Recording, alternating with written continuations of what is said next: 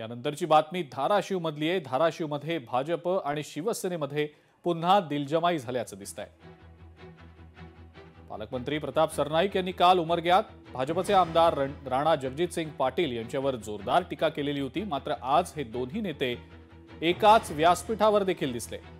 सरनाईक आणि राणा जगजितसिंग यांनी महायुतीच्या उमेदवारासाठी एकत्रित प्रचार देखील केलेला होता। दोन भावांमुळे जिल्ह्याचा विकास खुंटलाय अशी टीका खासदार ओमराजे निंबाळकर आणि आमदार राणा जगजितसिंग पाटील यांच्यावर मंत्री प्रताप सरनाईक यांनी केलेली होती।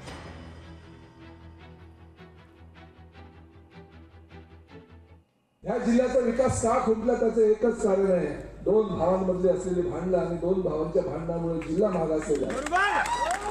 जर तुम्ही चांगल्या पद्धतीने काम केलं, मुख्यमंत्री महायुतीचे आहे, भावनिक आवाहन करून लोकांना मतं मागायची, निवडून यायचं, परत एक भावनिक आवाहन करायचं, या तुमच्या मोबाईलमध्ये छोटे छोटे रील्स टाकायचे, छोटे छोटे रील्स टाकून मी अतिवृष्टीमध्ये एवढं काम केलं तेवढं काम केलं दाखवायचं। अहो, प्रताप सरनाईक ह्या धाराशिव जिल्ह्यामध्ये जेव्हा अतिवृष्टी झाली, प्रताप सरनाईकने स्वतःच्या घरामध्ये दिवाळी साजरी केलेली आहे, आपल्या कुटुंबियांना पुत्र नातवांना घेऊन आला आणि धाराशिव जिल्ह्यात अतिवृष्टी घेतलेली आहे त्या ठिकाणी त्या शेतकऱ्यांबरोबर दिवाळी साजरी केली।